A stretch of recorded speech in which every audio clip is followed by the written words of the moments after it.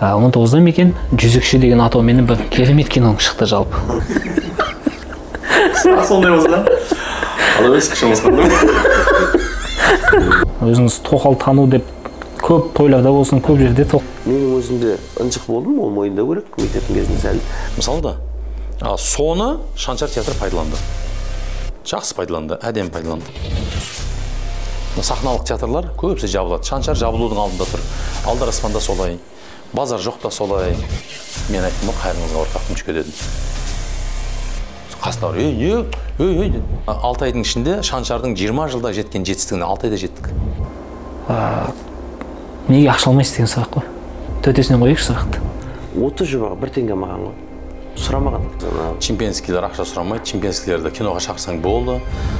Қойын құмар, сауық құмар, қыз құмар, қырған құмар, қыңыр сөз құмар, бәле құмарлардың тәрбиесін алдық. Үш жерде кім кінәлі аға жалпы? Олар достойный емес ол атаққа даже.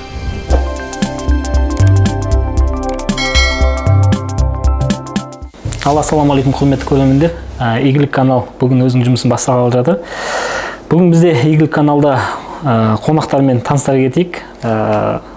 Бүгін таңда тоқал танушы атымен танымал болып жүрген Шаншардың әртісі, сонымен қоса Күлкі-базар театрының директоры Ғалымжан ағамыз келіп отыр. Ғалымжан аға, қош келіпсіз. Директоры, бухгалтері, охраннигі, уборщица, отдел кадров үшін бәрі өзіме келген ғой. Айлықтың бәрін өзім алады деген ғой. Сонымен қоса, Серікталас студиясының директоры әрі режиссер Серікталас мырза келіп отыр. Қош келіпсіздер. Ағалар, шақыруымызды қабыл алып, алтындай уақыттарыңыз бөліп келгендеріңізге мың алғыс. Жақсы. Ал енді ең алғашқы сұрақ аға өзіңізге. Бүгінгі таңдағы қоғаммен шыны керек, сізді енді өзіңіз тоқал тану деп көп тойларда болсын, көп жерде тоқал танушы, академик деп. Сондай болса. Ал өз кішіміз қандай?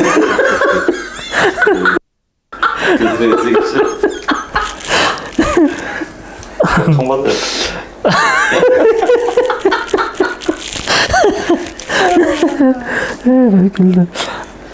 Басына қос-қос үлес қосында шуын қандыма дегендер. Бүгін таңда аға енді өзіңізді көп тойларда, көп жерде өзіңіз солай таныстырып жатасыз аға. Бұлай таныстырудағы негізгі мақсатыңызды айта кетсеңіз. Енді бір жағынан мына тойды әзілмен, көтеріңкі көңіл-күймен бастау ниетім. Өйткені сен қалай бастайсың, той солай өтеді.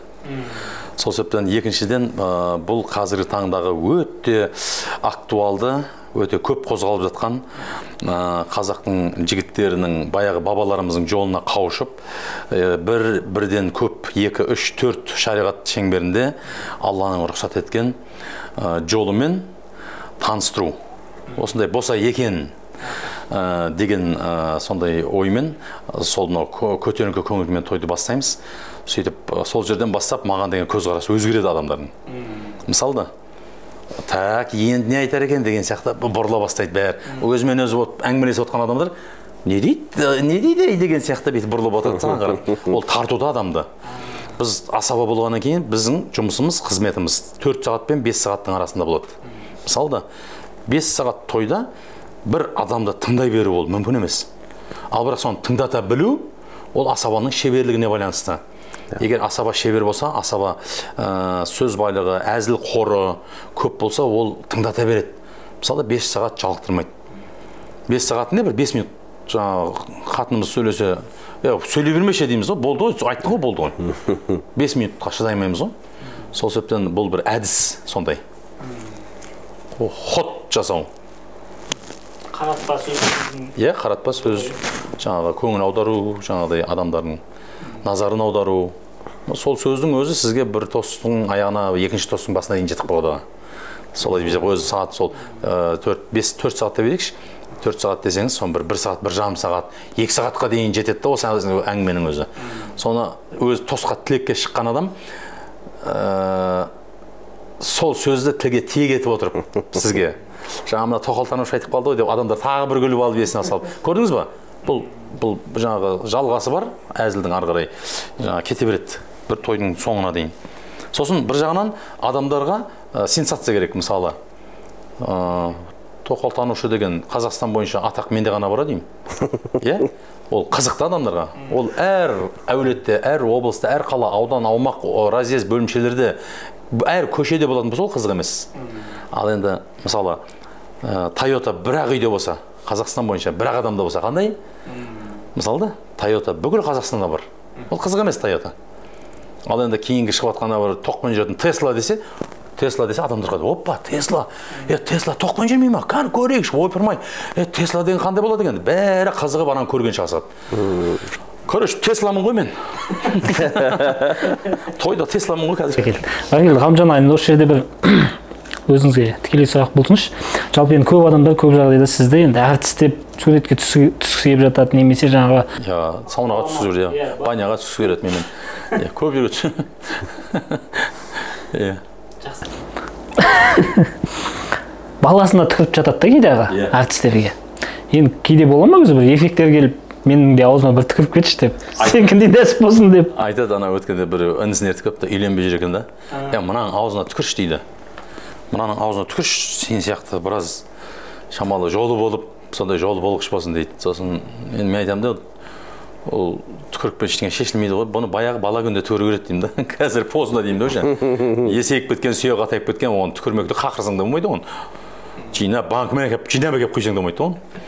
Сол себептен түкіру деген енді бұның атамыздан бар, ол пайғамбарымыздан келетін нәрсе. Түкіру деген жалпы ауызға түкіру, бұл дана, данышпан, аты шыққан, сондай батырлар, әділ басшылар, имамдар, мықты имамдар, қари, хафиздер, мысалы дуалауыз қариялар, көпті көрген, ел басқарған кісілерге түкіртеді негізі.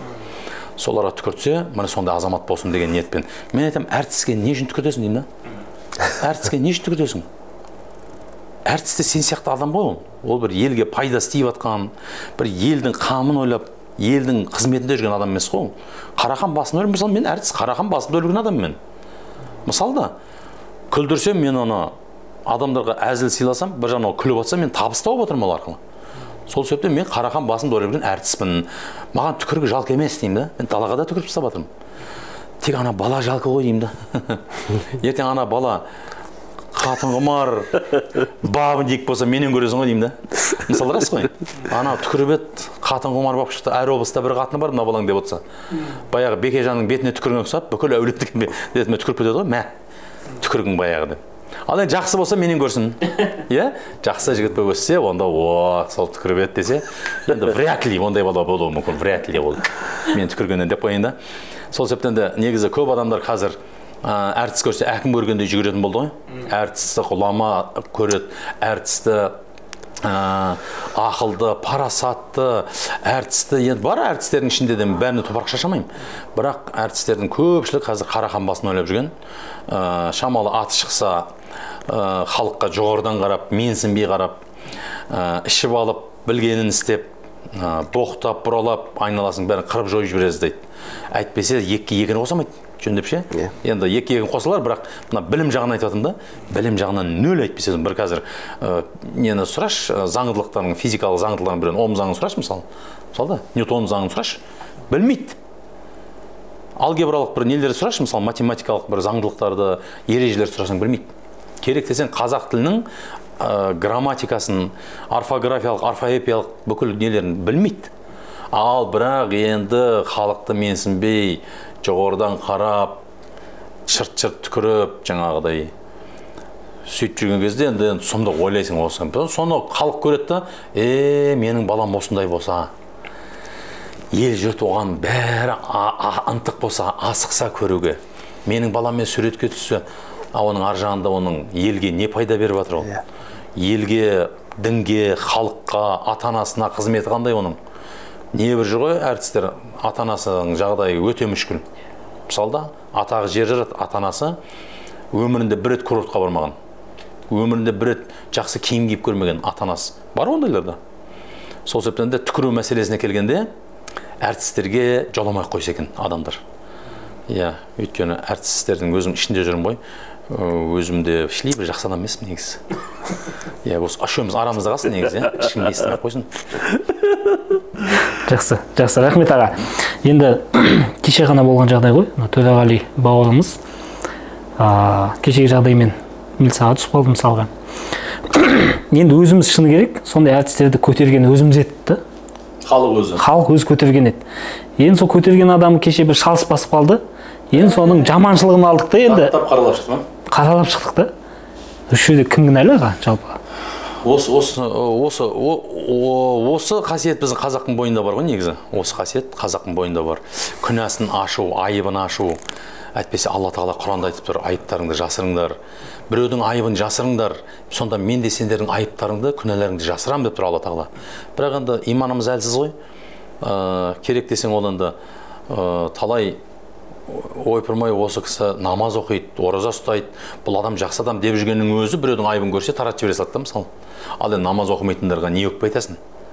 Иман ғой бұл жерде, иман. Енді Төреғали ғана, күнәһарда ғана бүкіл Қазақстан пәк деп айта алмаймын. Мысалы да. Ол Төреғали бір еркелік жасапты мысалы да, еркелік жасапты, бір білместік жасады мысалы да, енді ол адам жасына байланысты емес қой. 90-да 80-ге келіп те күнә жасап білместік істеп қойып жатқан, аузына бір дұрыс емес сөз түсіп қойып жатқан, елдің арасында бір абыройы төгіліп жатқан кісілер де бар мысалы да. Енді Төреғали елдің алдында жүрген екен, ол бірден көрініп қалды да, оны тез таратуға, құштарланып бәрі, тез абыройын төгуге. Бірақ Алла берген абыройды ешкім төге алмайды. Ол абыройын мысалы бұның алдында да сахнада тұрып бір үлкен кісіге айтқан сөзі бар еді ғой. Иә. Айтты, жұрттың бәрі не онысын естеді, ол абырой төгілген жоқ. Ол Алла берген абырой. Бірақ ол үшін ертең сұралады ол. Мен оны жақтап отқан жоқпын. Бірақ осы мынау күнәсін жасап қойған білместігін, немесе жаңағы еркелігін оны апарып түймедей түйеде болуы қажет жоқ. Әр адам өзіне қарабасын. Иә, мысалы саған біреу ақыл айтады ғой, үйтпейсің ба, бүйтпейсің ба. Ал өмірінде өйтпеген де өзі бүйтпеген. Өзі оны істемеген да. Сондықтан енді дұрыс, заң алдында бәріміз бірдейміз. Мен полиция қызметкерлеріне неге өйттіңдер деп айта алмаймын. Олар өзінің жұмысын істеп жатыр. Ол дұрыс. Ол мен істесем де мені солай істесін. Мен дәл солай істедім ба, мен де солай жазаласын. Мысалы да бәрімізге бірдей. Президент істеді ма, ондай да президентті де жазаласын. Серік мырза, жалпы енді өзіңіздің түсіріп жатқан киноларыңыздың шын қайсысын алмасақ та, бір міндетті түрде бір құндылық жеткізгіңіз келіп жатады да қоғамға. Бір қоғамның мына жерін дұрыстағыңыз келіп жатады, бір жанашырлық көрінеді. Осы уайым, осы жанашырлық сізге қайдан келді? Неге басқалар секілді мысалға боғау сөз түсіп жүріп жаңағы хит болмасқа, немесе бір просмотрын одан сайын көбейтпеске, неге осы не істеп тұр сізді? Осы уайым қайдан келді жалпы? Жоқ, бала кезден сондай ғой. Табиғатым сондай ғой. Тәрбие. Әкемнен көрген, анамнан көрген, әйтеуір ләж болса біреудің ала жібін аттамай кет болып қалмасын деп солай өсірді. Сондықтан да әйтеуір сол көргендігім шығар, әкемнен көргендігім. Тіл бар, көз бар деп қойсай. Енді анау әкем қарапайым, тракторист болды ғой. Ләж болса біреу не қылып жатса да ұят болмасын, ренжіп қалмасын, соны көріп өскендік не шығар деп ойлаймын. Сондықтан да әрқашан әйтеуір қолдан келгенше өзіміз сол бала кезден Ван Дамм киносын көріп өстік, көп қой кинолар. Бұрынғы киноның бар тәрбиелік несі. Ван Дамм көкемнің несі шығар деп қойсай. Жоқ, андай болды да, Ван Дамм көргенде тал теуіп, Ван Даммның киносын көріп, Серік сен тал теуіп деп айтпайды. Әйтеуір шамаға келгенше шпагатқа отырып тал теуіп өстік қой. Сол кезде ойлайтын, значит былай болады екен ғой деп. Шыны кәдімгі соларға еліктетіп қой. Еліктетіп қой, иә. Содан кейін айтады ғой анау. Қазақта сөз бар ғой. Әке көрген оқ жанар, шеше көрген тон пішер деген. Дәл сөзі бүйтіп қарасаңыз, сонда бағанағыдай көрген деп тұрды. Сондықтан да біз енді өзіміз былай көбінесе әңгімелер айтылып жатады ғой, бірақ ол естіген бір бөлек, көрген бір бөлек. Сондықтан анау Ван Дамм киноны көрген кезде мен әсер алдым да өзім. Соны істеп жаттым. Сондықтан да мен әр адамға айтамын, елге пайдаң тигізсін десе, қашан тигізесің деп жастардан сұрасам, мен бай болсам елге көмектесемін деп жатады да. Ол елге көмектесу үшін міндетті түрде сен бай болу шарт емес та. Әркім өзінің қолына келген саласының, істеп жатқан саласының шығын ашса, елге көмектескен болып саналады. Сондықтан да біздің Ғалымжан ағамен бірлесіп істеп жатқан туындымыз, әр туындымыздың астында сондай бір өзімізге соны ант бергенбіз. Айтар ой болу керек. Шарт ол комедия болсын, драма болсын, оның ішінде сондай мақсатымыз бар. Осы сұхбаттың алдында оқушылармен, жастармен жолықтыңыздар. Ғалымжан аға, осы өзіңіздің көзқарасыңызды айта кетіңізші, жалпы игілік қорының істеп жатқан осы жобасына бір пікірлеріңізді білдіре кетсеңіздер аға. Жалын жастардың, жаңағы оқушылардың ойын, қойған сұрақтарына байланысты жалпы.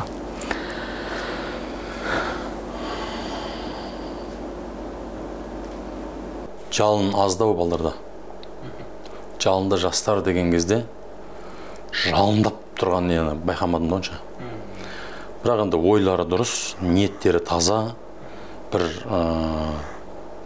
тауызып сең соғып атқан бір арасында бір жаңағы жаман ниеттегі бір бала қыз көрмедім. Бәрі кәдімгі әдепті, әдемі, қазақтың, ауылдың, әсіресе мынау қазақи тәрбиесін көрген, үлкеннің алдында бас сақтауы, құрмет көрсетуі бөлекше. Қаладағыларға қарағанда. Енді қала енді өкінішке орай өте қиын қала. Өткенде қалада бір мектепке шақырды, тұлғамен танысу. Тұлға, не? Тұлғамен танысу. Тұлғамен кездесу. Тұлға деп шақырды ғой мені. Бүгінде сіздер тұлға деп шақырды. Мынаны әке-шешем естісе айтатын шығар. Сен тұлға болсаң, онда біз пайғамбар шығармыз деп. Рахмет, тұлға деп ерекше Айдар тағып ат қойып шақырғандарыңызға. Сонда тұлғамен кездесу деген бағдарлама әр мектепте бар екен да. Жастардың тұлғамен кездесу. Енді тұлға деген біздің кезімізде телевизорда көп шығатындар ғой тұлғалар. Ешақты да бір ай бойы тоқтатпай телевизорға көрсең тұлға болады ол да. Рас қой. Қазірше тойға заказ келеді да. Ешак бар ғой, ешак. Бір ай тоқтатпай көрсетсең заказ келеді екен ғой. Қазірше. Сосын ол ешактың заказы көп кетеді ғой. Сөйтеді дағана тура соған айнымайтын копия ажыратамайсың. Тура соны екінші ешак дайындайсың да. Ана екінші, үшінші тойға жіберуге. Сол кезде жоқ телевизорға шыққан ешағы дейді екен ғой. Телевизорда жүрген, анау интернетте, инстаграмда жүрген ешақты әкең шымаған.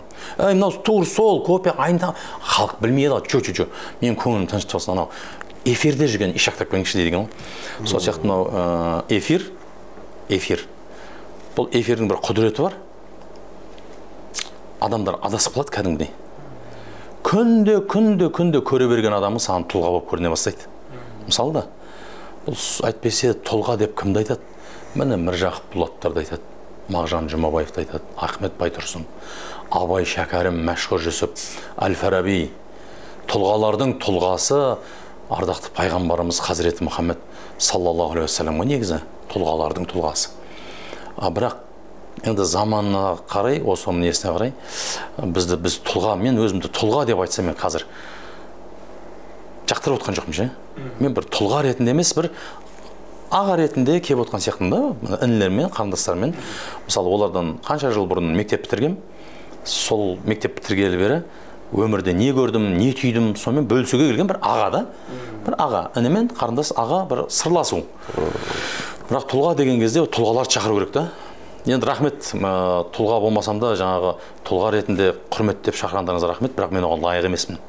Оны мойындаймын. Енді мынау бір екі мектеп бір күнде шақырды мені. Енді қай мектептерге айтпай қойын. Бір мектепте 300 бала отырды. 300 бала кәдімгі акті залда. Акті залда отырды. 300 баладан 3 бала сұрақ қоя алмады. 3 бала сұрақ қоя алмады. Екінші мектеп 1,5 сағат болдым. 1,5 сағаттан кейін келесі мектепке бардым. Арасы қатты алыс емес. Барсам, о жақта бір 150-200 бала, анадан сәл аздау екен. Аналардан қашып құтылғаныма қуандым ғой. Сұрақтың астына алған кезде не деп жауап беремін? Қазір өзімнің соншалықты білімсіз, өзімнің соншалықты никакой тұлға емес екенімді білініп қалайын деп тұрды нежде. Тез қашып құтылмасам. Сұрақтар масқара. Мектептердің де несіне байланысты екен да? Тәрбие беру, сабақ беру, дәріс беру, балдарға еркіндік беру. Бүгін балдар енді сұрақ қойды, жақсы сұрақтарын, ойларын айтып отыр. Бірақ бір қысыңқы бар. Бір андай. Әлде ол білім жағынан ба, әлде тәрбие жағынан ба білмедім. Сұрақты былай. Мысалы, бір сұрақ қояды да тоқтап қалады да. Бір сұрақ қойған жауап бердің ба, оның екінші сұрағы пайда болу керек адамның. Сонда сіздің не ойыңызша сонда былай ма не? Біз оны былай ойлаймыз деген сияқты да. Жаңағы екінші мектеп тур сонда болды да. Сіз дұрыс емес неге сізгі деп ше бір кішкентай қыздар. Сіз дұрыс айт, сіз қате ойлап отырсыз қазір. Сіздің ойыңыз қате деп менің қателігімді түзеп, қуанам. сондай жастарды көргенде. Енді ауылдың жастары өте әдепті. Енді бір сұрақ қойға да өзі бір ұяң ғой енді. Қысылып отыр ма? Бірақ өте таза. Ертең қалаға барып бұзылмаса, пока таза қалады. Қала бұзады ғой. Қала ойды да, бүкіл ниетіңді де бұзып жібереді қала. Өзіміз қалада тұрып жатырмыз. Енді қаланы тұрып қаланы жамандаған емес, жамандап отқан жоқпын. Бұл біздің кем тұсымыз да. Мысалы, мен өз басым дамыған мемлекеттердің жайлап қалай үйретіп жатыр жастарға соны бітіп оқып отқан кезде Япония мемлекеті болу керек. Сол мемлекеттің мектебінде былай не бар екен да. Енді точно солай деген білемін, бірақ сол қасындағы дамыған мемлекеттердің бірінде 15 баладан артық оқытпайды екен. Бізде де 45 бала емес десеңізші? 45 бала оқытпайды. Бізде үшеулеп отырдық қой кезінде. Ол мысалы менің фамилиям Т, мен сабақ айтпағым. Маған келгенше сіз оқып қалатын. Ол мойындау керек, рас. Сондай кездер болды. Келесі жол артынан бастаймын деген кезде мен кеме қоятын сондай еркетай болдым. Бірақ бағанағы мемлекетте былай екен, 15 бала оқиды мектепте. Ол жалпы мектеп әр класста 15 баладан да. Бір мұғалім ол 45 минутта сен қалай болсын сені былай сұрап үлгереді. Мысалы, әшейін бір қасықты алып, бір сұрақ қоятын болса, мына қасық қаяқтан шыққан деп сұрақ қоятын болса, мысалы, қол көтерген бізде сондай ғой, кім қол көтереді, содан көтермейді сұрамайды. Ол уже анау бұққан бала бұға береді. Қол көтерген бала, ал неқта қол көтерсін, бірінші баладан сұрайды. Пәленше, Талғат, тұр. Қаяқтан шыққан, ол айтады Өзбекстаннан. Мен айтам Қазақстаннан, сіз айтасыз анаяқтан деп айтады. Мысалы, 15 түр айтады. 15-нің бір 5-еуі дұрыс болуы мүмкін. Оны дұрыс болмауы мүмкін. Мысалы да, сонда қарап тұрсаңыз, бір сұрақтың балалар 5 түрлі жауабын естіп жатыр да. Ол бірінші мәселе. Екіншінде былай сұрайды екен. Неге сен Талғат сен олай еттің деген кезде, өйткені Өзбекстанда мынандай шикізат бар. Ол былай істейді, олар былай істейді деп, ол өзінің ойын айтып жатыр. Мен өзінің ойын айтамын, ана өзінің айтады. Былай қарап тұрсаңыз, бала 15 баланың көзінше ол өзінің ойын жеткізіп отыр. Кішкентай бала. Көрдіңіз бе? Біздегі бағанағы бұққан бала бұғып мектеп бітіріп кетеді. Сондай сабақ айтпай кеткен балдар бар. Иә. Ол менен өтіп кеткен балдар бар. Сонда бағанада мен өз басым көп сөйлегенге қарағанда мен көп тыңдайтын. Сондай сөйтіп мұғалім сабақ сұраған кезде мен сол мағынасын өзгертіп айтып бере салатынмын да. Неге сондай қасиетім бар еді. Сондықтан да көп сөйлемейтін нем сол. Бағанағы мектепте сондай үлгі бар екен да. Ал біздің тәрбиеде 45 бала оқиды, 30 бала оқиды, 35 бала оқиды. Ол звонок 1 минуттан алғанның өзінде ол үлгермейді. Сондықтан да бағанағы балдардың бір ойын жеткізе алмай жатқан себебі сол шығар деп ойлаймын. Менің өзімде ынжық болдым, ол мойындау керек. Мектептің кезінде сәл өте момын, артта отыратын, үндемей қалған балдарым бір едім. Бірақ осы өнер саласына келіп, мен кішкене ағалардың жанында жүріп айтып, кімнің жанында жүрсің, жұғады екен ғой негізі. Осындай ағалардың жанында көп нәрсе үйрендім, мойындау керек. Жақсы. Бір жүз сөзіңізді айтып қалдыңыз, мен әлі өзімнің талантымның 100%-ын 20%-ын ғана ойнап жатырмын дегенде. Сонда сіздің 100% шығып қалуыңызға айналаңыздағы таланттар жетіспей жатыр ма? Немесе актерлар сіздің деңгейіңізге жетпей жатыр ма? Қалай ана рөлдер ашылмай жатыр? Неге олай болып отыр? Футболисттер бар ғой, футбол ойнайтын.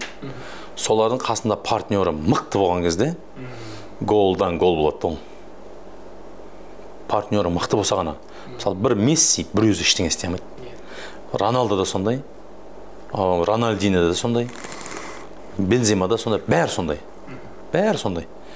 Олардың қасында мықты партнер болса, екеу-үшеу, сол кезде ол 100%-ға беріліп ойнайды. Сол сияқты кейде партнер жетіспей қалады. Мысалы да, сахнада болсын, кинода болсын, қасындағы партнерің саған пас бермейді. Пас деген болып отқан оқиғаны өрбітіп әкеп саған бейт тастамайды да. Сен содан отдача алып барып ойнайсыңдар қарай. Анау қор әшейін бірдеңе сыбырлап отса, сен кеп, сондай ма деп ерекшеленіп кете алмайсың да. Ол неге сөйтіп әсерлендіріп ойнау керек та оны. Ол үшін анау маған солай ойнап беру керек та. Сонда бұл нашар ойнап отырып, мен күшті ойнап кетсем, жынды ма, не болды маған? Өзін көрсеткісі отыр ма дейді. Сондықтан қасында партнеріңе байланысты. Партнерің мықты болса, енді 100%-ға ол ешкім жете алмайды. 100% деген адам өзінің ой өрісі, еңбегін, күшін, қуатын толық 100% пайдалана алмайды. Пайдалана алмайды ол, адам пайдалана алмайды. 100% ешқандай адам баласы пайдалана алмайды. Енді ешқандай ма ғой, пайғамбарлар пайдаланған 100% өзінің мүмкіндігін. Ал енді адам қарапайым адам пайдалана алмайды. Пайдаланайын десе ете алмайды. Өйткені оның кешегі біреумен ұрысқан несі тұратын арада, кредиті тұрады мына жерде. Мына жерде әйелмен жаңа проблемасы тұрады. Яқта достарымен кешке отыру керек бір жерге. Мына жерде қазір тамада болу керек, тойға бару керек мысалы да. Ертең жаңа малдың кезегі, например, мысалы үшін. Ертең қонақ келер күтіп алу керек. Осының бәрі мидың ішіне кірген кезде ол бір 50-60% миыңды жаулап алады да, саған жұмыс істеткізбейді. Ол да бар бір жағынан. Негізі Ғалымжан еткен Шаншар театры ма? Ғалымжан еткен әуелі Алла ғой. Жалпы енді қоғамға таныстырған да? Сосын мені жалпы мені Ғалымжан еткен менің өмірдегі, өнердегі ұстазым, екі ұстазым. Біреу әкем, біреуі мен Райымбек Сейтметов ұстазым. Мені жалпы солар Ғалымжан қылған. Мысалы да, соны Шаншар театры пайдаланды. Жақсы пайдаланды, әдем пайдаланды. Шаншар театры сол кісілердің маған сіңірген бойыма Құдайдың берген 1% талантымен, сол кісілердің 99 талабымен, маған берген тәрбиесімен, сол мастерлердің, сахнаның, киноның, өнердің мастерлері, солардың берген несімен Ғалымжан болған шығар мен. Бірақ сондай Ғалымжан болдым деп айта алмаймын әлі. Шаншарда сізге қай актермен ұнаған, қай әртіспен немесе ұнаған, ойнаған ұнады? Уәкеңмен жүрген ғой. Мастерлер ғой. Пас береді да. Әдем береді пасты. Сосын секундымен кешіктірмей береді. Ол да бар. 2 секунд, 3 секунд кешікті ма, берген пастан пайда жоқ. 2 секунд, 3 секунд кешікті ма, уже өтіп кетті. Өмір өтіп ол, өмір ғой. Біздің ойнап атқанымыз өмір, біз өмірді көрсетіп жатырмыз. Сол кезде бір 2-3 секундке, 4-5 секундке кешік қалса, ана айтатын сөзін айтпай, пасты бермесе маған, бұл менің жаңа айтайын деп тұрған приколым, әзілім өліп қалады. Мысалы, пасты бермей қоя салады әдейі. Бір театрларда болдық талай. Саған шықсын деп пе? Жоқ. Саған айтып, сен содан кейін барып жарасың ғой залда. Сен өзіңнен өзің айта бермейсің ғой әзілді. Өйткені саған пас беру керек. Осындай болған жоқ па сен? Жоқ, ол осындай болған дегенде залды гу ете қалу керек. Соны анау айтпай қояды. Анау соны айтпай қалып бетіңе қарап тұрады, ал не істейсің ал деген сияқты. Көп әртістердің ішіп кетіп, жүрек ауруы болатын сол. Ол бір көрініс, ол біздің айтып тұрған. Ол жыл, 12 ай, 40 жыл сол театрда істеген адамдар бар. Мысалы да, соларға халықтың алдына шығып, қазір мен қатырам деп тұрған кезде партнер айтпай қосылады. Сөзін айтпай қол, ол болған 5-6 ай, 7-8 ай дайындалған да. Сөйтеді да, ана айтамай қалады, ана өтпей қалады. Спектакль жүре береді, мысалы да. Өмір өтіп атады жаңағы сахнадағы. Халық оны біреу түсінсе, біреу түсінбей қалады. Бірақ ананың жүрегі қақайрылады осыдан. Содан инсульт, инфаркт әртістерде көп болатын содан. Мысалы, 20 жыл істеп, еңбегі сіңген бір адам келеді да, Қазақстан Республикасының халық әртісі кеше 1 жыл, 2 жыл ары кетсе ойнаған бір қызға немесе жігітке бұйырады да. 20-25 жыл, 30 жыл жүрген әртіс аламайды. Оның репертуарда деген рөлдерде деген бай өте. Главный рөлдерді ойнап жүр арасында, мысалы да, мықты рөлдерді. Бірақ оған берілмейді. Кеше келген 1 жыл, 2 жыл, 3 жыл болған актер-актрисаға мәдениет қайраткерін беріп жіберді. Мен баяғыда осы Шаншарға келгеннен кейін, 2 жылдан кейін ба, 3 жылдан кейін ба, Жүкеңе, Жүсіп ағамызға мәдениет қайраткерін берген. Сонда өңшең жастардың ортасында біреу шыққан. Сол кезде бәрі құттықтап атқанда, мен айттым ғой, қайғыңызға ортақпын Жүке дедім. Қасындағылар, ей демек қойыңдар. Бұны 20 жыл бұрын бері керек еді Жүкеңе. Не мына мұрынбоқтармен қосып, бермек қоймадыңдар ма дедім. Не мынау? Бересің ба?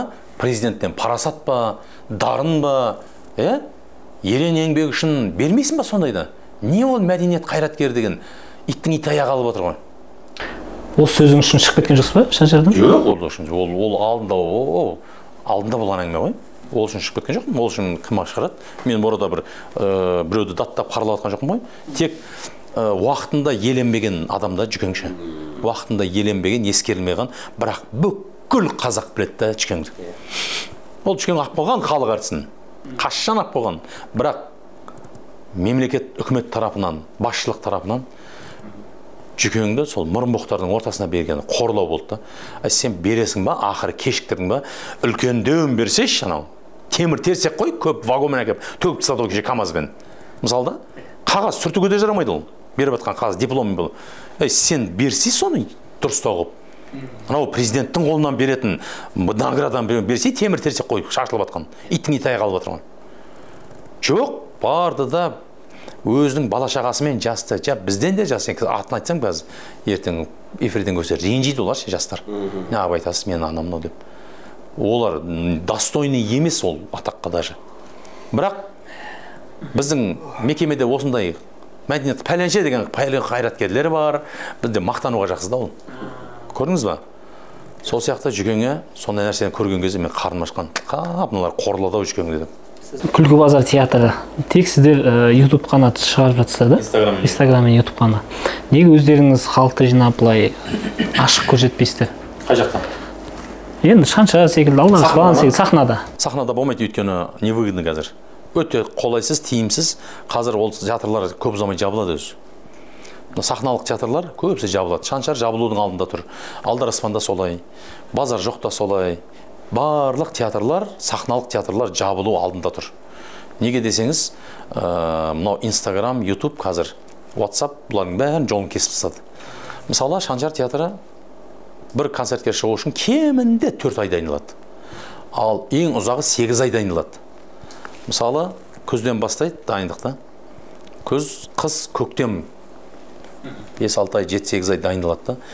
Тапқан бір 5-6 дүниесін мысалы Шымкенттен шығады да Қызылордамен жағалап кетеді. Ақтау, Атырау, Орал, Ақтөбе сол жаққа кетеді. Қызылордаға барып бірінші концертін қойған кезде YouTube-қа бәрі түсіріп алады соткаға. Сөйтіп оны YouTube-қа салып жібереді. Міне келатқан жаңа не осы деп ана өзінің каналына салып жібереді. Оның просмотрлары болады, одан ақша түседі оған. Мысалы да, сосын Ақтөбе отырады да, мынау жаңа концерт ма не? Дейді, билет алмай қойсылады. Келмейді. Жарты адам келсе, жарты адам келмейді. Сөйтіп, жарты адам келген адам Ақтөбеде түсіріп алады, оны тағы да таратып жібереді. Ол Ақтау, Атырау, бүкіл Қазақстан көреді. Сонымен Ақтау, Атырау болғанда концерт жоқ, халық жоқ, халық жиналмағасын настроение жоқ, настроение болмасын өнер болмайды. Өнер шықпайды ондай кезде. Сөйтіп, бәкең қанша жалынды ғой, соткаға түсірмеңдер же, өтініш. Кім ойнап атамыз ғой? Өшірші соткаңды деп айқайлаған кездері болған. Өшірсей, ертең дискіге шығар телевизор көресің ғой сол кезде. Өшірсей, қазір таратасың сен. Сен таратқасын басқа қала келмейді бізге концертке. Енді 1000 адамның бәрімен елексіп тұрамайсың ғой. Бәрінде iPhone бар. Түсіріп отырады. Естідім мен де. Содан кейін өнер жоқ, бәрі көріп қойған. Билет өтпегесін ақша жоқ болғаннан кейін бюджет жоқ. Бюджет деген олардың айлығы, тамағы, жататын жері. Мысалы да, олардың сол табысы ол жоқ, нөл. Қарызға кіріп жатыр. Уже үйінен ақша алып шығып, жаратып аналарға ақшаны банкрот болып жатыр былай қарағанда. Алхамдулилlah.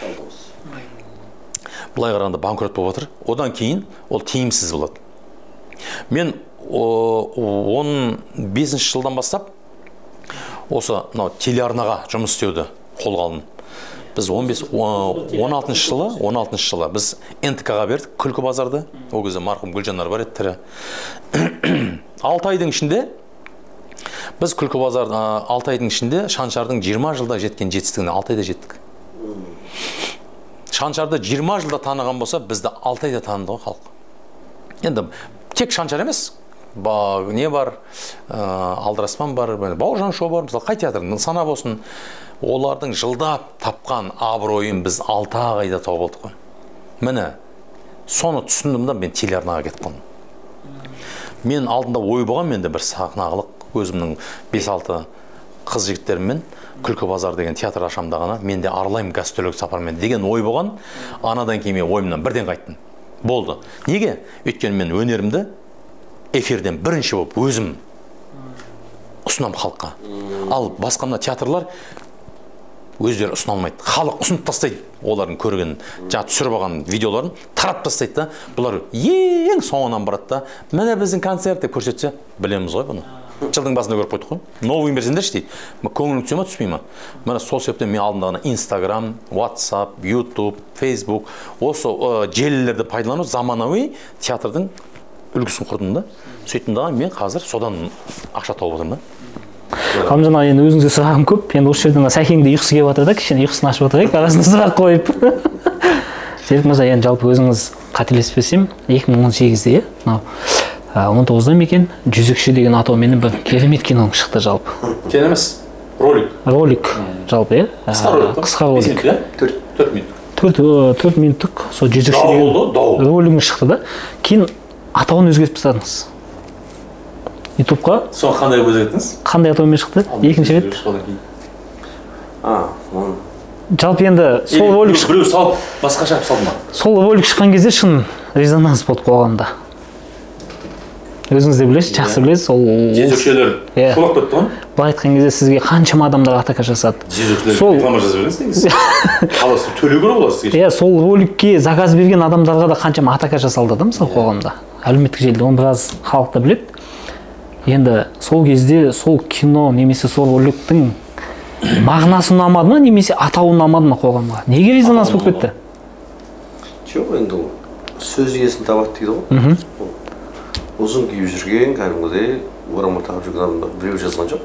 Жазғандар асық шашық, тура сөйтіп киіп жүргендер біз жезөкшеміз ба не деп шықты. Оның үстіне жезөкшелер де бар негізі. Бар, ондайлар бар ғой. Кәдімгіше ЛГБТ-ның бәле бәтерлері сол кезде шолақ кетті. Феминистер. Сондай нелер көп шықты ғой. Бірақ маған ол қарсы шыққандарға қарағанда қолдағанда 10 адам болса 90 адам қолдады ғой. Қолдады, иә. 10 адам қарсы шықса 90 адам қолдады негізі. Бірақ біздегілер андай да, сәл ана жақта ойындап кетті да. Қолдамағандарды 10 адамның жағдайы жасап кетті да. Мен маған сондай бір жоғарыдан бір нелер келді ғой, өтініш шығып бағандай 60 деген сияқты нәрселер. Содан кейін атауын өзгертіп, мен сұрастырған жоқпын. Қырғызстанда каналға мен рұқсат бердім, сала бердім. Сөйтіп ол салды. 19 миллион просмотр жинап тастады, мысалы. Ол маған ютубқа сағанның өзінде маған ютубта негізі рейтинг деген былай болады да, деп көтеріледі. Менде рейтинг былай кетті ғой. Сол кезде? Сол роликпен? Сол роликпен. Былай кетті. Ютубта маған 3 мәрте сообщение кетті. У вас такое не было деп. Қарасам рейтинг былай кетіп барады ғой. Негізі любой кино салған кезде рейтинг былай кетеді. Қандай миллион жинаса да бұл қатты кетті ғой. Сөйтіп бір енді тура анау митингтің кезінде болды, 2020-да ғой, 3-ші июнь күні ма, 6-сына не болды. Соның төңірегінде де сондай вниманиені бұру болды ма, өйткені маған келген комментарийлерден, мына комментарий, ұзақ комментарий келеді, келесі бір 100 подписчик бар, 50 подписчик бар адамда, соның бір-екі сөздерінде сол комментарий сол нейді, анада солай, андай бір миллиондаған нелер келген жоқ та. Арнайы андай шулату үшін істелінген ба, білмеймін. Бір основной негізі халық қолдады ғой негізі. Қолдады. Маған мыңдаған қыздар жазбаған, аға, мен бұрын осыдан кейін келдім, бірақ мына роликті көріп, менің ойым өзгерді. Мен кимейтін болып жұрт, мен солай жүрсем солай ойлайтын, мен түсіндім деген сияқты көптеген комментарийлер келді. Сонан кейін қуандым. Мен бір-бірде қателескен нәрсем, негізі бізде мынандай да, сондай дәл сол машинен мен негізі ағам болатын сол кезде. Сол машина сатып алып отқан кезде, ол машина любой иномаркаға мінсеңіз, 20-тан спидометр асқан кезде өзі автоматты да қолданып қалады. Мен негізі сол машинада өзі жүрген кезде шығып, дауыс шығады. Просто бізде соны жазып жатқан бір есікті құлтап қойып әңгіме айтып деген жазғанда, соны біреу иномаркаға мінбеген ба, білмей ма деген менде сұрақ туындады. Менің бір ошибкам соны қолданған анық көрсетпеппін да мен. Машинаны құлтап алып деп әңгімеледі. Кез келген иномаркаға мінсеңіз құлтанып қалады, бірақ мына ручканың жанында қызыл күнік болады. Мысалы жүгіргенде де бүйтіп анау өзің бүйтіп басып қоясың да көтересің ғой. Иномаркада кнопканың жанында сондай болады. Мен соған внимание бөлдірдім. Менің қателігім сол ғана болды. Айтпасам орада ешқандай жалған. Жалпы сізде кейін ойлап келмеді ме? Жалпы енді кейіне қарап жүзікші деп атау немесе дегендей бір өкінген сәттер. Атауға жабысып тұр ғой негізі. Содан кейін жалған ақпараттар таратты, андай мұндай деді. Бірақ менің ойым бағанағыдай вниманиені халықтың вниманиесін бір осы жаққа бұру мәселесі болды деп. Өйткені бірнеше блогерлер келді, саған төсбелгі тағу керек негізі деп ше. Иә. Сондықтан да бір кісілер шықты ғой маған, үлкен кісілер, кезінде біз айтамағанбыз деді. Саған рахмет айттық, міне соны айтамағанның нәтижесі міне көбейіп кетті деді. Сен айттың, мың жерден өзгеріп кетпесе де, сен көкейіне осындай киінсең осындай ой туындайды деп. Мысалы, қысқа киініп алған, ашық шашық киініп алған қызға намаз оқисың деп сұрамайсың. Оған міндетті түрде сен жаман ойың кетеді. Ол қарама дейді, ол адам боққа да қарайды ғой. Ол пенде, ол неге қарайсың, көз көру үшін жаратылған. сондықтан да мен ол маған керек десе мен екіншісін шығарамын негізі. Просто менде сәл бір сондай бір жағдайлар болып қалды сол кезде. Айтсам екіншісінде жазып қойғанбыз ағаммен бірлесіп. Сценарийде дайын. Одан бетер даже. О да таза жезөкше ойнайды ғой. Кәдімгі жезөкше ше. Сондай ойнайды да. А бұдан жезөкше емес, просто қысқа киінген қыз еді ғой. А о да кәдімгі таза жезөкшенің өзі ойнайды да. Қызығы ше. Таза жезөкшенің өзі ойнайды. Осы фильмдеріңіздің қысқа болуына бір сізге тиісіп немесе бір кекетіп сөйлеген кісілер болған екен. Иә?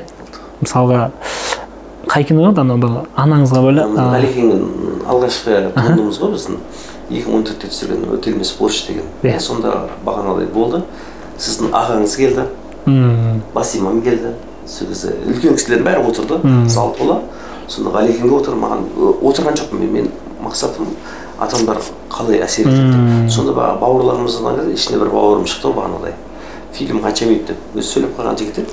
19 минут деген кезде күлді. Неше күліп жатсың? Сонда ойлашы, мен фильм басталып жатыр, әжетіне барып келсем бітіп қала ма дейді ғой. Енді көретін фильм бәрі бір жарымнан соң 2 сағат болады ғой. Жоқ, сен бармаса айтсам, жоқ, мен қылмыс шығып бара жатсам қайдан білесің деп қоймайды. Бауырым кеш дедім, болып сен үшін барамын деп келді. Фильм басталды. Ағаларым эмоциясын қарап отырмын. Қай жерден қателеспедім, қай жерде артық болды, не болды? Қарап отырсам, бәрі кісілер шабыр-шабыр. Мүмкін біреудің келін сондай шығар, әйелін сондай шығар, білмеймін ғой. Сөйтті да фильм біткен кезде қошемет, басқаша болды ғой. Зор кетті, сөйтіп бағана келін шығарған кезде бір 80-дегі ата тұрды ғой. Анаға бермеңдер деді ғой. Сөйтті да Батырхан Дәуребек деген ағам шықты да бағана айтты.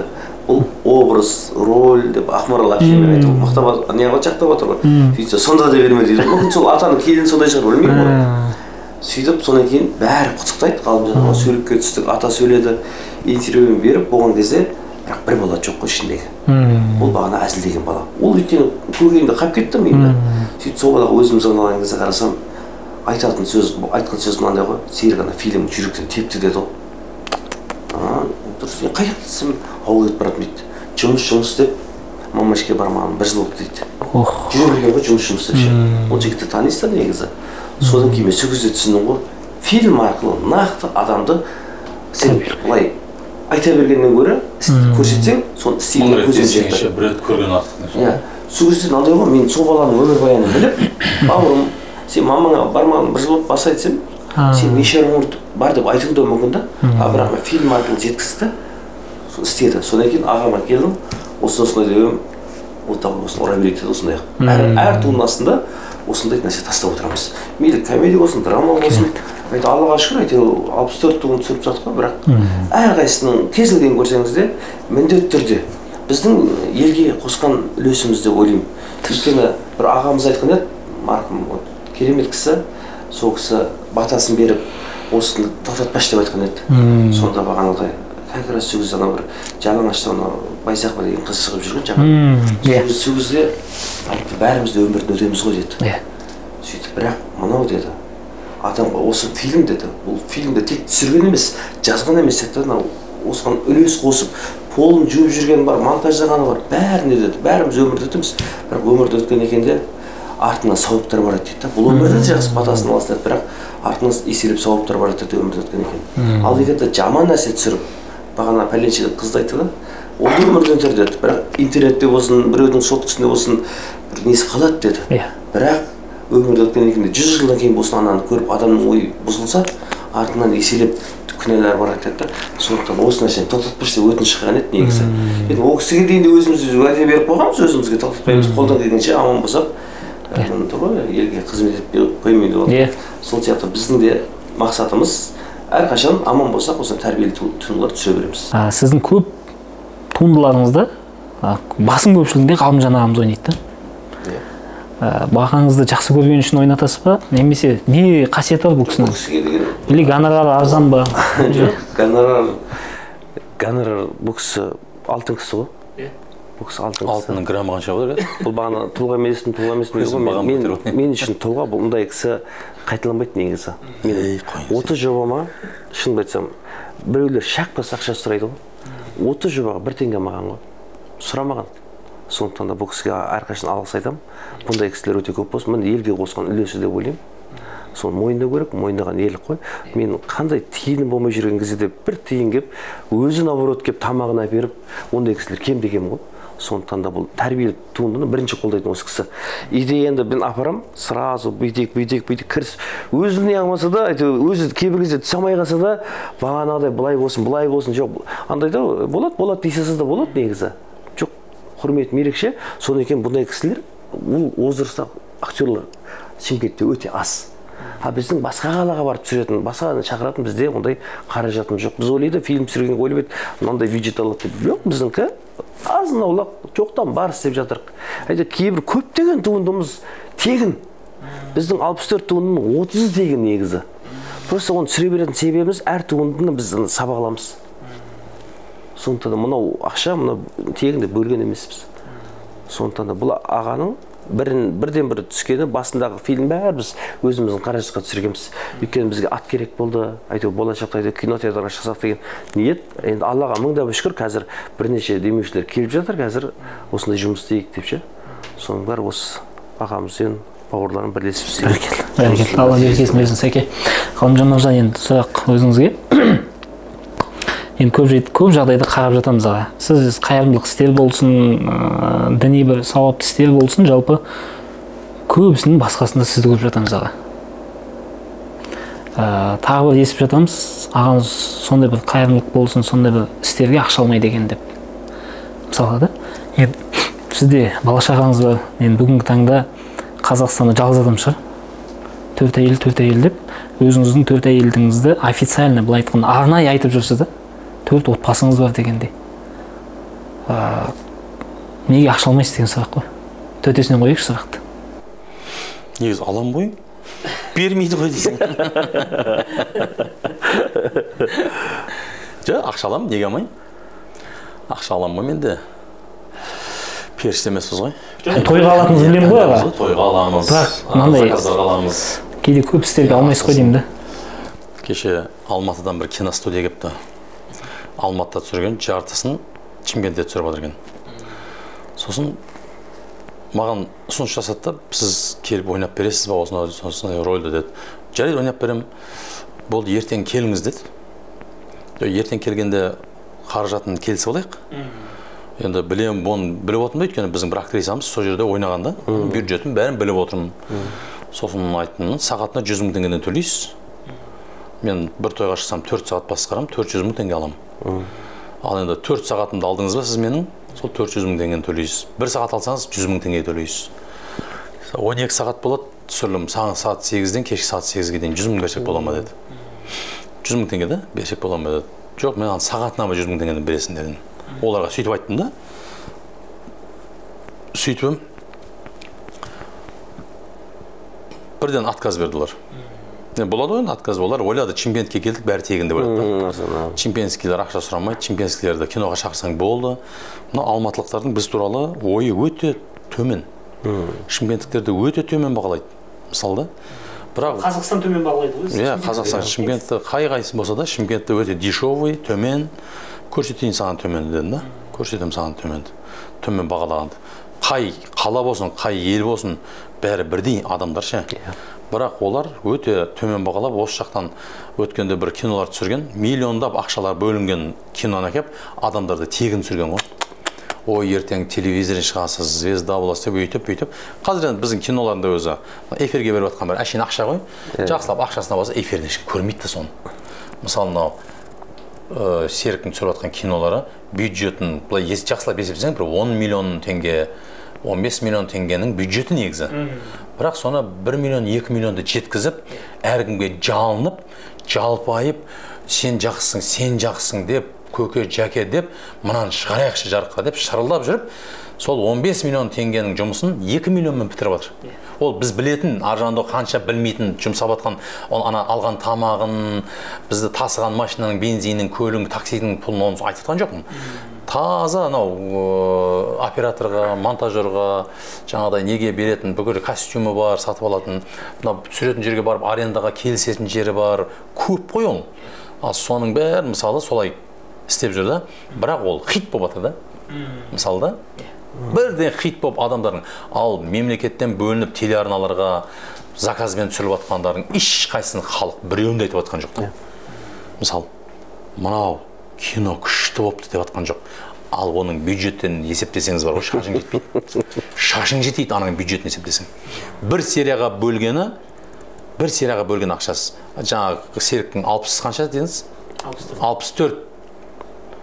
Жаңағы фильмі түсірген. Соның бір-ақ сериясының бюджеті. Алматыда ғана фильм бар, бір фильмнің монтаждауына 50 миллион бөлген. Әшейін монтаждауға 50 миллион берген. Біздің өтелмес борыштың полный барлық бюджет 1 миллион теңге. 1 миллион теңге мысалы. Соның ішінде, соның ішінде. Біздің тәуелсіздік алғанымызға биыл 38 жыл толады, Құдай қаласа. 38 жыл толады. Біз енді бір нәрсе болса, сол 70 жылға жауап береміз. Осы қаншалықты дұрыс аға? Бұл неге енді былай айтқанда, қазір Құдай бар деген заман, біріншіден, екіншіден тәуелсіздігімізді алдық. Неге біз өзіміздің кішкене ойланып, жан-жағымызға қарамаймыз деген нәрсе? Бұл ойланатын уақыт келе жатыр. Бірақ сіз егісті жылдың қай уақытында егесіз? Көктемде ма? Қашан жинайсыз? Күзде, иә? Күзде жинайсыз. Неғып күзде жинамайсыз? Сол күзде жинап, немесе көктемде еккен күн неғып жинамайсыз? Сіз не істейсіз? Күзде нормально бермесе, көктемде ақша епкістеп қойдым дейсіз. Көктемде жер жыртып атқан кезде ананы істеп жіберім керек еді. Көктемде дұрыстау тұқым салуым керек еді. Мынадан содан мен жеміс аламай отырмын дейсіз. Бұл 70 жыл бойы егілген жемістің қазір көреміз. Тұқымды біз Совет өкіметінде септік па? Бізде тұқым септі, енді қазір мына күз келді, біз жинап жатырмыз. Соның жемісі мынау, біз соны айтпасақ, сен ештеңе дәлелдей алмайсың. Қайдан келді мынаның бәрі? Мысалы да, қай жақтан келді? Бәрі сол кешегі кеткен кесірінен, мысалы, біздің ана бір әзіл бар. Жұмадан келетқан жігітке, жаңа үлкен кісі амандасып тиісетін бар. Қайдан келесіз? Жұмадан. Не бар осы тоңқайып? Ой, тоңқайып намаз оқимын. Не істеп жатсыңдар? Елдің амандығы болашақ. Елің аман ба содан? Не мынау? Көше толған алқаш, жезөкше, анау басшылардың толған парақор, жемқор. Анау жастардың наркоман. Анауың қыз теке, анауың бір-бірін жаңағы аймалап жүрген бір жігіттер лифтте. Осы ма? Сұрағандар?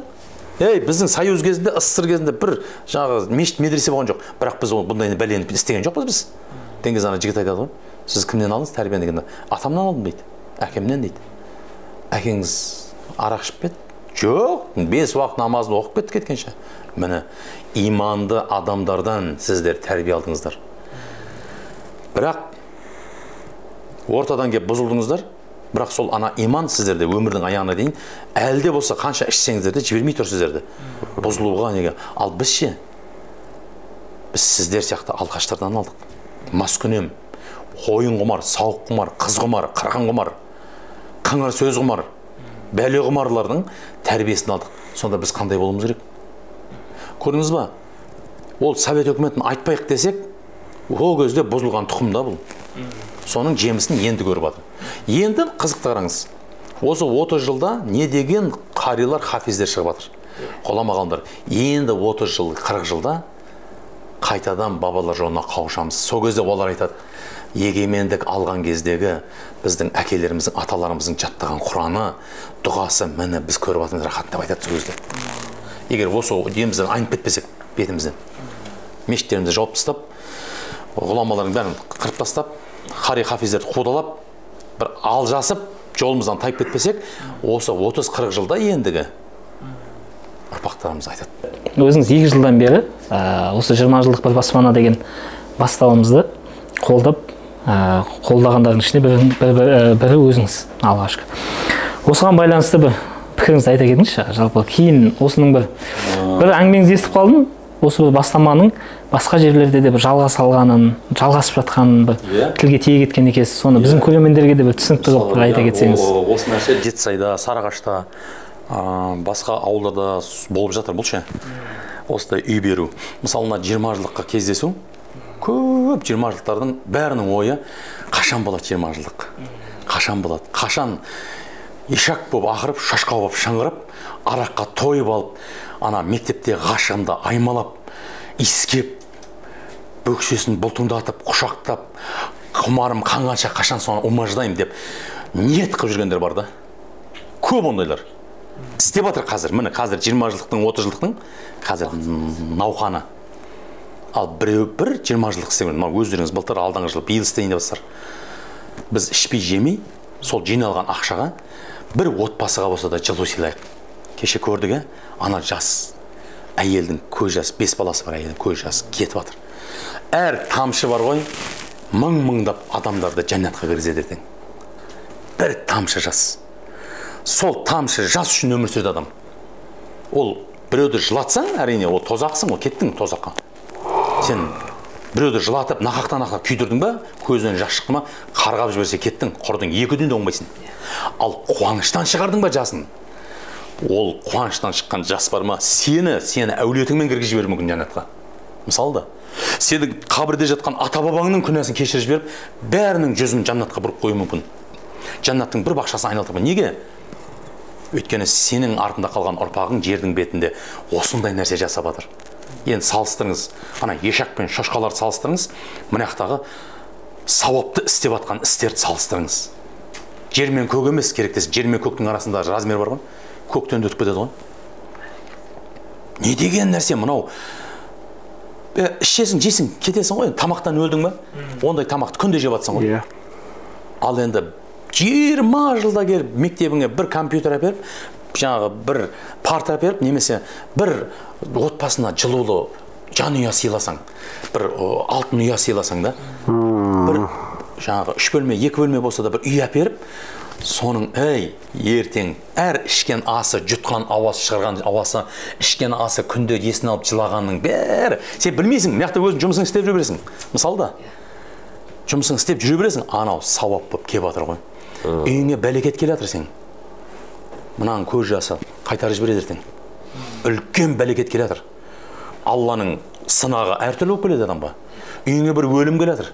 Анау қуаныштан шыққан көз жас қайтарып жібереді ананы. Өртенейін деп жатыр үйің. Қуаныштан көз жас қайтарып жібереді. Ана балдардың рахметі қайтарып жібереді. Ал ол не деген нығмет ол? Мысалда, ауру келе жатыр үйіңе. Жазылмайтын науқас. Алланың бір несі келе жатыр, сынағы. Жаңағы көз жас қайтарып жібереді оны. Мысалда, ол тағы бір күн емес қой, ол күніге сорда өмір сүреді ертең, мысалы сол үйде. Ал сен мына жақта келесің, шошқа боласың, ешек боласың, күнәні арқалап, сен 20 жылда ішпеген арағыңды, пивіңді, арағыңды бір күнде ішесің ғой. Мынандай жағдай болған. 20 жылдықты жасап, шошқа ешек болады да, ертеңіне анау бас жазады ғой. Жалғасы бар ғой шошқа ешектің. Соның жалғасы оны табиғатқа шығады. Табиғатқа барғаннан кейін бала шағасымен барады ғой бәрі. Сол өзің ауылы ғой. Бір 20 километр ма, 15-20 километр кетіп қалады. Күн батып барады, босай шықсай өзеннен анау бала күнде ойнаған, сол асыр салып таудың ішінде табиғатқа шығып жүрген жер ғой. Сол же мына 20 жылдыққа келіп, асыр салып, жүзіп, шомылып жүргенде машинасын от алдырып, қайтамыз деп жатқанда, жаңағы әйел бала шағасымен бар ғой. Әйел бір машинаға, өзі бір машинаға мініп кетеді. Ауылға келеді, азында тұрады, басы ауырады, тағы ішеді, кешке дейін мал болады. Ертеңіне тағы бас жазып отырып, ана бала көрінбейді ғой, дейді ғой. Сөйтсе бір бала тауда қалып кеткен. Қатынын сабайды, қатын айтады, семен жүреді ғой дейді. Атаңның басы семен жүрген дейді. Сөйтіп, қатыны білмейді, ойлаған анау, әкесімен кетті, анасымен кетті деп ойлаған. Машинаға мініп кеткен, айдылада, ең со баланы жерлейін десе, сүйегі де жоқ. Таппайды ана баланы барып қайттан. Бүкіл ауыл болып біздей таппайды. Тұқшы жеп кетеді оны ол. Ол жерде қасқыр да бар, ол жерде барыс та бар, ол жерде шибөрілер де бар. Мысалы да, тұқшы жеп кетті ана баланы. Мысалы, енді қараңызда, осы нәрсе керек беді осыны істеу. Міне, бір адамның өлімінен аң бәрі себепші болды. Ертең осының бәріне бір адам өлтіргенсіздер деп жазса не істейсің? Ертең да? Білмейміз ғой, Алла не жазады, не қояды. Ал сен соның орнына, сен сол ауылда қиналып жатқан бір семьяға бір үй сыйлап жібергеніңде ғой, сен осы күнге дейін сенің жолың болатын еді. Сен осы күнге дейінгі әр ісіңде берекет болатын еді. Жан ұяңда, шаңырағыңда шаттық болар еді сеніңше. Сенің жүрегің, жаның тыныш болады. Айтады ғой, бақыт деген не десе, тендер ұтып алу деген ғой біреу. Тендерге қатысып ұтып алу деген ғой. Біреу айтқан бақыт деген не деген ғой, үйлену деген. Біреу айтқан бақыт деген не десе, қатынымнан құтылсам сол бақыт деген да. Біреуге үйлену бақыт, біреуге қатыннан құтылу бақыт. Бір қыздан сұрайды, бақыт деген не? Сен тұрмысқа шықсам, бай жігіт. Бір қыздан сұрайды, мына еркектен құтылсам екен, ажырасып тынсам екен. Көрдіңіз ба? Бақыт деген не? Балам спортсмен болса, олимпийский чемпион. Айта береміз ғой, балам мықты жеме құда болсам, президент болсам, бастық болсам, бақыт деген не дегенде? Жанның тыныштығы екен ғой. Жанның тыныштығына жететін бақыт жоқ екен ғой. Міне осы жанның тыныштығын сезгенде ғана адам бақытты болады. Сен ақша бар ма, жоқ па? Болады ол. Bir gün бар, bir gün жоқ, bir gün аш, bir gün тоқ. Өмір өте береді. Бірақ байлардың өзінің ұйқысы тыныш емес қазір. Қай жағынан келіп қалады? Біреу атып кете ма? Біреу үйге мен келгенде қатын бала шағамен қырып кете ма? Мысалы, самолетін жарып жібере ма? Ұшып бара жатқанда уайым, қайғымен инсульт, инфаркт алады аяғында. Мысалы. Ал біреулер бай болса да жаны тыныш. Неге? Ол беріп жатыр аямай. Алла оған сондай жан тыныштық беріп қойды. Ya осы қайтсаңшы тез. Сол бақыт деген осы. Сол себептен жаңағыдай бақытты іздейтін жерден іздеп, біз Алла разы болсын, мен сол сізді ұйымдастырып жатыр дегенде қатты қуандым. Осы нәрсені қолға алып, үйістіру. Көрдіңіз ба? Бәрінің ойында жақсылық істеу бар, бірақ оны үйістіріп әкелетін адам жоқ та. Әйтпесе әрбір сол ішіп жүргеннің өздері де жақсылық істегісі келеді. Ал оның бәрін ұйымдастырып, күшін, солардың дүниесін тапқан ақшасын бір арнаға құйып, сондай бір жанұяның жаңағы шаңырағына шаттық сыйлап жіберсе, ол нұр үстінен нұргүл болады да. Нұр емес, нұргүл. Гүл болады да ар жағы, нұр да болады, гүл де болады. Жақсы. Рахмет, біздің студиямызға келіп бүгін. Жақсы. Құрметті ағалар, рахмет. Алтындай уақыттарыңыз бөліп, шақыруымызды қабыл алып, бүгінгі күндеріңізді арнағандарыңызға рахмет. Түске дейін студенттер, оқушылармен жолыққан болсақ, міне түстен кейін халыққа осылай шынайы көңілден, жүректен шыққан жақсы сөздеріңізбен бөлістіңіздер. Сондықтан құрметті көрермендер, егер бүгінгі біздің сұхбатымыз, әңгімеміз ұнаған болса, пікір жазыңыздар, лайк басыңыздар, және арнаға тіркелмеген жандар болса, тіркеліп қойсаңыздар, сіздер үшін пайдалы деп ойлаймыз. Жақсы амандықта, жақсылықта қауышқанша аман болайық.